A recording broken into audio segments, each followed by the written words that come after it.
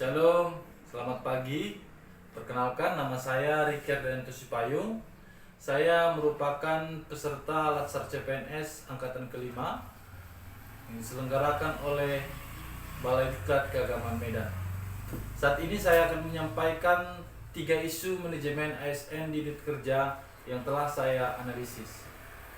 Adapun 3 isu yang saya pilih, yang pertama adalah ketimpangan akses layanan penyuluh agama Kristen di daerah terpencil. Ketimpangan akses layanan penyuluhan agama Kristen menjadi tantangan yang nyata pada saat ini di Kabupaten Asahan, terutama di daerah terpencil atau 3T, terpencil, terluar, dan tertinggal. Di banyak daerah pedalaman, layanan keagamaan masih belum terjamah secara merata. Masyarakat Kristen di daerah terpencil masih sering sekali tidak mendapatkan bimbingan rohani secara rutin. Data dan fakta menjelaskan kepada kita bahwa lewat data Ditjen Bimas Kristen Kementerian Agama tahun 2023 terdapat lebih dari 5.000 desa dengan komunitas Kristen yang belum memiliki penyuluh agama tetap, termasuk di Kabupaten Asahan. Yang kedua, banyak sekali penyuluh yang harus menempuh jarak yang sangat jauh untuk sampai ke desa-desa terpencil tersebut. Bahkan kalau berjalan kaki, itu bisa memakan waktu yang sangat lama. Adapun dampak dari isu tersebut, yang pertama adalah masyarakat Kristen yang terpencil kehilangan akses terhadap pendidikan iman dan nilai moral secara formal. Yang kedua, meningkatnya kerentanan terhadap ajaran sesat atau sinkretisme lokal karena tidak ada pembinaan yang rutin dari penyuluh resmi. Yang ketiga, kesulitan pemerintah dalam menjalankan program moderasi beragama dan penguatan karakter bangsa secara merata. Hubungan isu tersebut dengan mata pelajaran manajemen ASN ialah isu ketimpangan akses layanan tersebut berkaitan erat dengan prinsip-prinsip manajemen ASN yang berorientasi pada pelayanan publik, keadilan sosial, dan peningkatan kapasitas aparatur sipil negara, khususnya dalam hal distribusi sumber daya manusia. Manajemen ASN berbasis merit menempatkan ASN sebagai pelayan publik yang tidak diskriminatif seharusnya. Ketika ada ketimpangan dalam layanan keagamaan, penyuluh agama Kristen harus menjadi ujung tombak dalam menjangkau umat yang terisolasi sekaligus menjadi representasi kehadiran negara di wilayah tersebut. Isu yang kedua ialah menurunnya minat generasi muda dalam kegiatan keagamaan. Ini merupakan salah satu tantangan utama dalam pelayanan keagamaan Kristen saat ini. Karena semakin menurunnya minat dan keterlibatan anak-anak muda di dalam kegiatan gereja maupun kegiatan-kegiatan pelayanan masyarakat. Generasi muda seharusnya menjadi penerus gereja dan pilar masa depan pelayanan rohani. Tetapi hari ini justru menjauh dari aktivitas keagamaan seperti ibadah, persekutuan doa, dan pelayanan-pelayanan sosial yang lain. Fenomena ini tidak hanya terjadi di kota-kota besar saja, tetapi juga terasa di berbagai daerah. Data dan fakta menjelaskan dari laporan beberapa gereja mitra Kementerian Agama menyebutkan bahwa jumlah anggota kelompok kategorial pemuda terus menurun setiap tahun. Fenomena gereja digital dan konten rohani di TikTok atau YouTube dianggap lebih menarik, namun tidak diimbangi dengan keterlibatan nyata dalam komunitas gereja lokal. Dampak dari isu ini adalah gereja dan pelayanan rohani kehilangan regenerasi kepemimpinan. Yang kedua, kehidupan iman anak muda menjadi dangkal karena hanya bersumber dari potongan konten digital tanpa pendalaman doktrinal.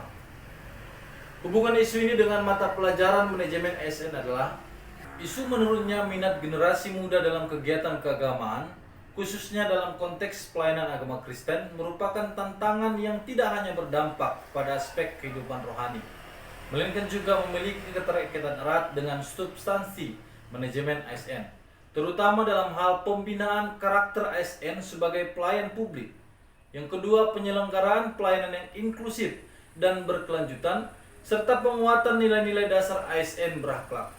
Sebagai bagian dari sistem manajemen ASN, pembinaan generasi muda merupakan bentuk investasi jangka panjang terhadap ketahanan moral, sosial, dan spiritual bangsa, yang pada akhirnya akan membentuk ekosistem aparatur sipil negara yang berkarakter dan berintegritas. Menurunnya minat generasi muda terhadap kegiatan keagamaan mengindikasikan perlunya ASN untuk menghadirkan program-program generasi muda untuk penyuluhan yang relevan dan kontekstual bagi anak muda, mendampingi mereka dalam proses pembinaan karakter agar mereka tidak terjebak pada nilai-nilai pragmatisme atau gaya hidup instan yang menjauhkan mereka dari nilai-nilai spiritual. Adapun isu yang ketiga, yaitu rendahnya partisipasi kaum bapak dalam kegiatan ibadah dan pelayanan. Kalau kita melihat di dalam penyuluhan yang dilakukan oleh penyuluh agama Kristen di berbagai tempat, maka kehadiran kaum bapak ini sangat minim dibandingkan dengan kehadiran kaum ibu yang terbilang lumayan banyak. Oleh karenanya, ini merupakan isu yang aktual bahwa partisipasi kaum bapak dalam kegiatan ibadah dan pelayanan sangat minim. Adapun data dan fakta yang bisa kita lihat adalah, yang pertama, hasil observasi laporan Komisi Kaum Bapak pada tahun 2022 menyebutkan bahwa tingkat kehadiran kaum bapak dalam ibadah kategorial hanya sekitar 25-30%. Ini sangat sedikit. Yang kedua, survei internal jemaat di beberapa wilayah Sumatera menunjukkan bahwa kaum bapak lebih jarang terlibat dalam pelayanan aktif, seperti menjadi majelis, pengurus, atau pelayan-pelayan gereja. Yang ketiga, di banyak gereja lokal hanya 1 dari 5 keluarga Kristen yang kepala keluarganya secara aktif terlibat dalam pembinaan rohani rumah tangga. Adapun dampak dari isu ini adalah, yang pertama, keluarga Kristen menjadi kehilangan figur teladan rohani yang seharusnya datang dari bapak atau ayah sebagai pemimpin rohani rumah tangga.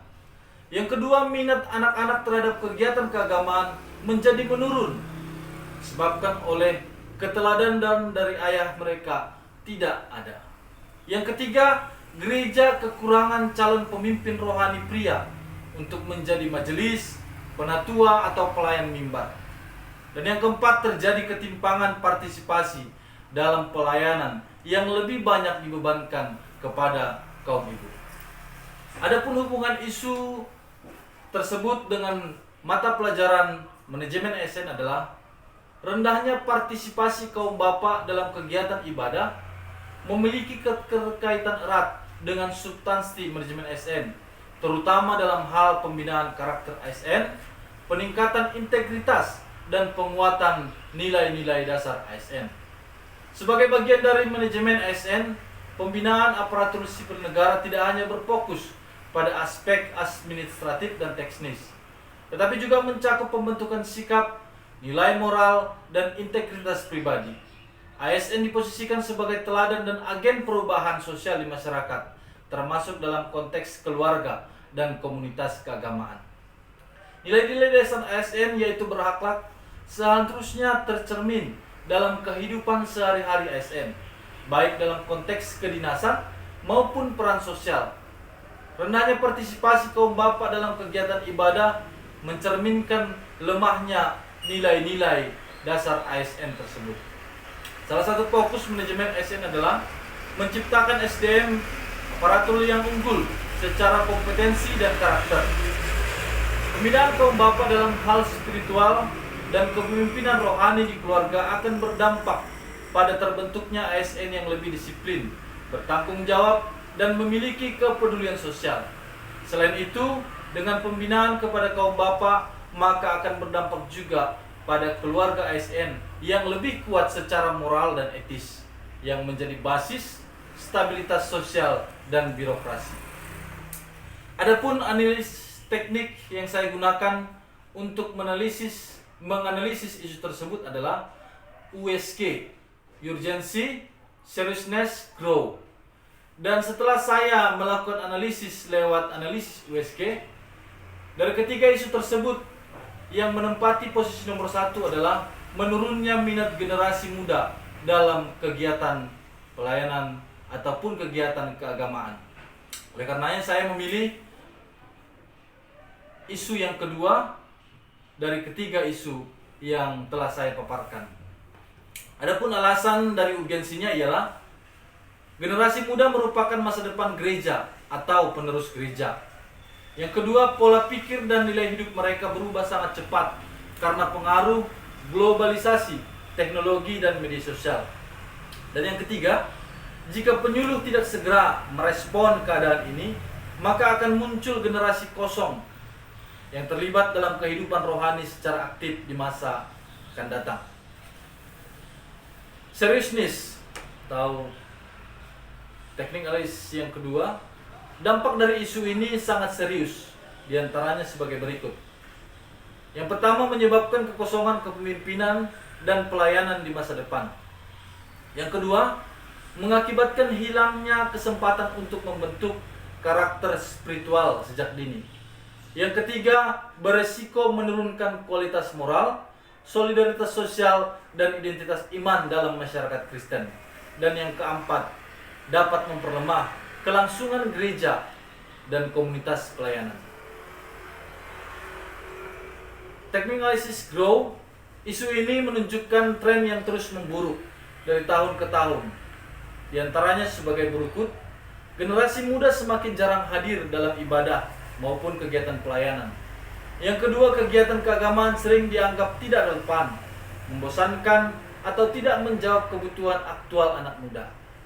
Yang ketiga, teknologi digital, budaya instan, dan tekanan sosial membuat kegiatan rohani kalah bersaing. Dan yang terakhir, ada penurunan minat lintas denominasi dan daerah. Setelah saya menentukan isu mana yang paling penting dari antara ketiga isu tersebut, maka saya melakukan analisis melalui Fishbone untuk mencari akar penyebab dari isu tersebut. Yang pertama, gereja. Di dalam gereja ibadah dianggap tidak relevan. Yang kedua, kegiatan ibadah dianggap membosankan, begitu-begitu saja. Dan akar penyebab yang kedua yaitu keluarga. Di dalam keluarga sangat minim pengajaran oleh orang tua yang mengingatkan anak-anak mereka tentang pentingnya keagamaan ataupun rutinitas daripada ibadah. Yang kedua, kurangnya peran dari orang tua di dalam memberikan teladan kepada anak-anaknya. Adapun akar yang ketiga yaitu kepemimpinan. Minimnya pemimpin muda-mudi ataupun yang sebaya di lingkungan muda-mudi saat ini. Yang kedua, visi pelayanan tidak menantang di tengah-tengah muda-mudi. Adapun akar yang keempat yaitu keraguan terhadap gereja dan juga pengaruh media sosial. Ini berhubungan dengan budaya. Dan yang kelima yaitu pengaruh digital.